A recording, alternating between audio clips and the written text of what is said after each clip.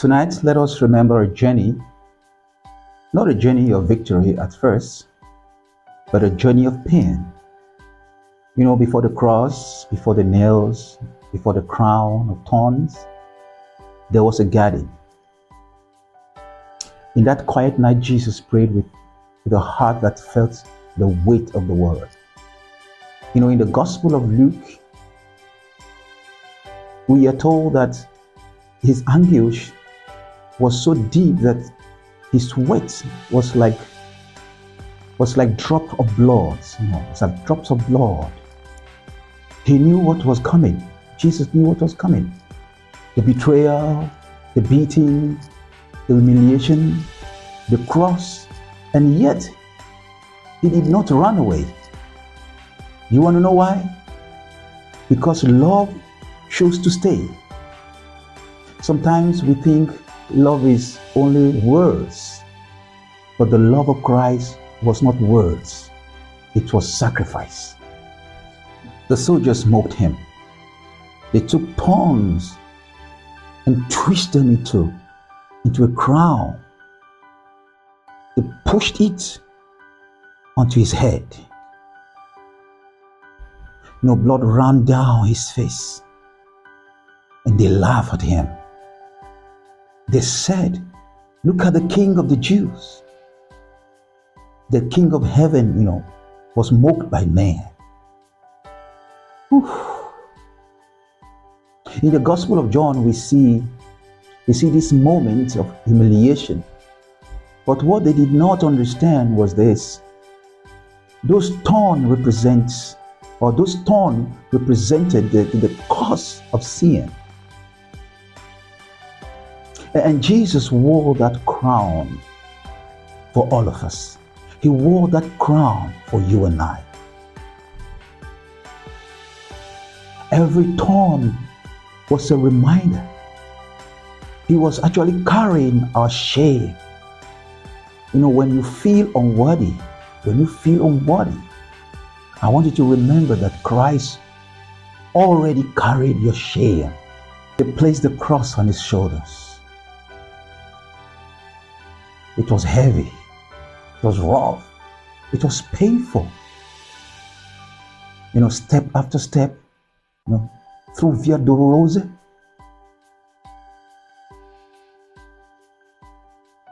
Weak from the beating, bleeding.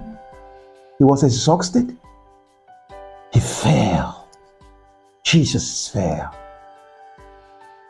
But he got up again. Hallelujah. In the Gospel of Luke, we see the painful journey to Golgotha. The cross was not just a wood. No. It was the weight of the sins of the world. Sometimes life feels heavy. Sometimes the burdens, we carry seems too heavy, seems too much. But the cross reminds us that Jesus understands sufferings. Jesus understands our pain. He knows what it is he knows what it means to struggle.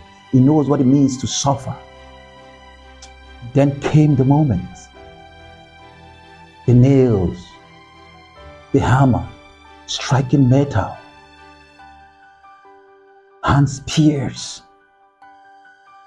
feet nailed to the wood. The Son of God lifted on the cross. In the Gospel of Matthew, we read the powerful words that Jesus said. Say, "Father, forgive them, for they do not know what they are doing."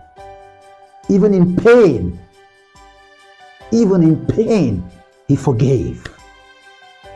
Even in suffering, he loved. The cross reveals something incredible. The depth of God's love for humanity. If Christ could forgive those who crucify him, if he could forgive those who hurt him, then you also must learn to forgive. I must also learn to forgive. We must all learn to forgive. Then everything became silence. Jesus died. His body was placed in a tomb. The stone was rolled in front of it. For the disciples, hope seems gone. Everything they believe, it seems, finished. Everything they believe in seems finished. Have you ever had a moment like that in your life? A hopeless moment like that in your life?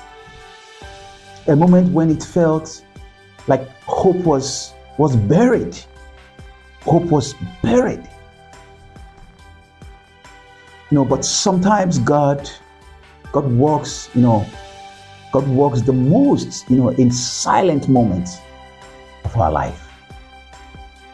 Early in the morning, something incredible happened. Whoa. The stone was rolled away.